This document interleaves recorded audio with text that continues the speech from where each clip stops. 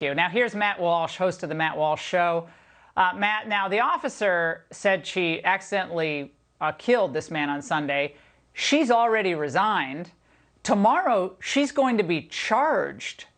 So, well, that's not enough justice, though, for the people out there on the street who are bringing the black backpacks with the bricks in them. Yeah, well, we know, for BLM, here's one thing that I'm really sick of, is every time we have a riot like this, we have to hear from the media and people on social media about the pain and suffering and sorrow of these rioters, and they're just so overcome by pain. First of all, when you're out there attacking innocent people and burning businesses to the ground, I don't give a damn about your pain anymore. You lose the right to have your pain taken seriously.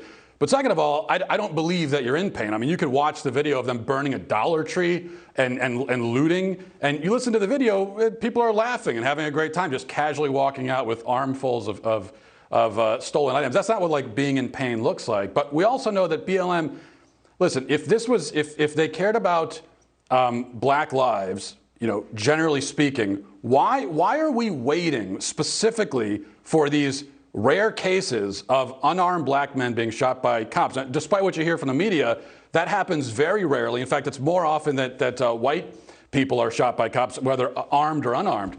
But why are we waiting for that? This point comes up quite a bit because it's a good point that cities across the nation, every single day, there are people, just the body count rises and rises of people being killed and discarded like their lives mean nothing, many of them black people, and BLM has nothing to say about it. There was a woman, just one example, 2 years ago, a woman named Brittany Hill. This video is out there. You can watch it. It's the most horrifying video you've probably ever seen in your life. She's in Chicago. She's standing outside her house holding her 1-year-old baby. Two gang members drive by and shoot and kill her while she's holding her baby. This is on video, okay? No, BLM has nothing to say about her whatsoever. No, we have to wait for a guy like Dante Wright to pretend we care. And also, by the way, if they care about police brutality, then why are we waiting for only when black people are killed by cops? Ashley Babbitt, white woman, unarmed, protester on January 6th. She was shot at point-blank range in the neck by a police officer. And, look, anytime you see a BLM hashtag or someone that claiming BLM on Twitter, search their name and Ashley Babbitt. See what they had to say about Ashley Babbitt when she went down, because either they said nothing or they actually celebrated the fact that in this case, an unarmed woman was shot dead. So I don't buy it. I don't buy that they care about police brutality, and I don't buy that they care about black lives. No, Matt, you're 100% right.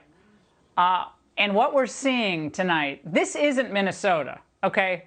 I spend a lot of time in Minnesota. Everyone knows that. I repeat it maybe too often. I have extended family in Minnesota. I'm there every summer, okay? This is not, what we're seeing is not, well, what we're seeing right now is in Columbus, but you got my point earlier. Yeah. And now what we're seeing now is in Columbus, this is expanded, where protesters have broken into police headquarters. Matt, going to your point, police had it locked by handcuffs. Now, this is going to be going on coast to coast unless, as Newt Gingrich said, unless they stop it, unless they use appropriate legal force to stop the criminality. It's going to spread.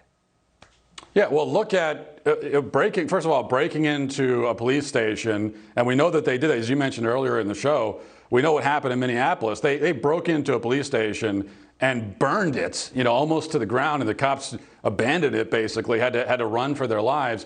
And now we're seeing the same kinds of things. Now, I thought that attacks on government buildings, that counts as an insurrection. That's what we were told on January 6th. So why aren't we know what happened on January 6th, the response to that. Look at the response to that. Look, they militarized the Capitol for months. It still is after that happened. And yet this sort of thing occurs in cities like in Minneapolis and across the country, and not the same kind of response. The reason is that the politicians, they care about their own safety, and so if you come to where we live, then we're gonna bring down the hammer. But just average people, whoever works at the dollar store in Minneapolis, politicians don't care about them. They don't rate, and they don't rate politically as far as politicians are concerned. So you're not going to get the same kind of response.